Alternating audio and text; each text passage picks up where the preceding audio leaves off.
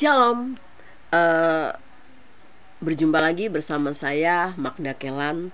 Di video ini saya akan bersaksi tentang nama Tuhan Yesus yang begitu dahsyat, begitu luar biasa di dalam kehidupan saya.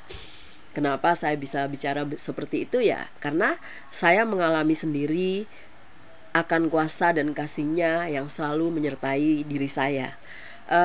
Kemarin hari apa ya? Kemarin hari Selasa.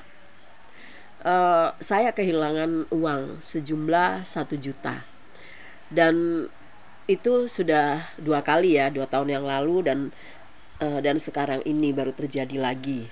Nah, tetapi di situ saya heran, kalau seandainya ada tuyul, pasti tuyul tidak mungkin langsung mengambil uang sejumlah segitu ya, 1 juta. Pasti diambilnya sedikit-sedikit kan. Perkiraan saya itu manusia, tapi di situ karena ada gambarnya Tuhan Yesus yang saya pajang di situ, saya cuma bilang begini, Tuhan, jangan permalukan saya. Uang itu untuk kebutuhan kita sehari-hari. Tolong Tuhan ketemukan uang itu. Saya juga bilang begini, kalau seandainya itu yang melakukan roh-roh gaib atau yang punya tuyul, biarlah itu urusan Tuhan yang menghukumnya. Tetapi kalau seandainya ada anak-anak saya yang mungkin sengaja melakukan itu, ya ampuni anak-anak saya bilang begitu. Jadi saya cuma bilang, Tuhan jangan permalukan saya, karena uang itu untuk kebutuhan kita sehari-hari. Nah, di waktu itu setelah saya menantang dan berdoa sama Tuhan Yesus seperti itu, saya sudah sampai bongkar-bongkar saya punya lemari, bongkar-bongkar saya punya dompet, tidak ada.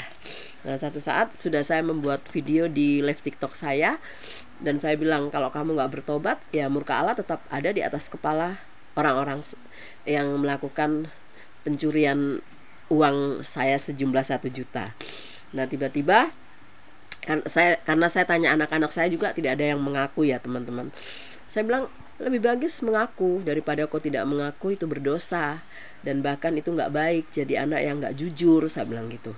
Nah, sudah, akhirnya saya pergi live karena saya sudah capek bongkar sana bongkar sini, uangnya tidak ketemu, sampai dompet semua saya bongkar juga tidak ketemu. Dan akhirnya saya live dan saya membawakan doa rosario, dan setelah itu nanti akan lanjut. Tapi pas lagi live tiba-tiba ada yang mengetuk pintu. Ternyata si 03.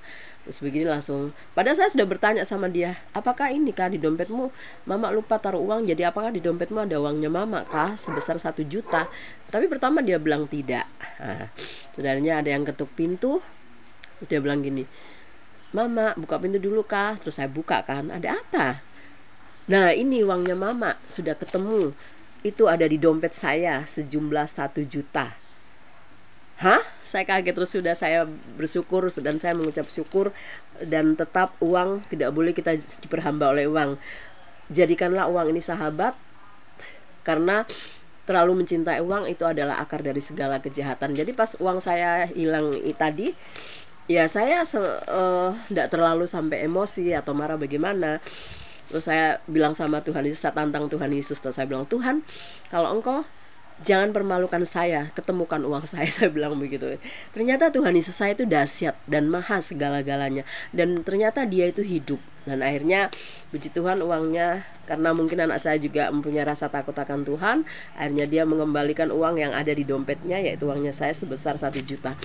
Tuhan Yesus saya dahsyat, Tuhan Yesus saya maha segala-galanya, Tuhan Yesus saya hidup dan nyata. Itulah Tuhan Yesus yang saya sembah. Oke, selalu menyembah dia ya teman-teman, karena dia maha kuasa. Oke, God bless you.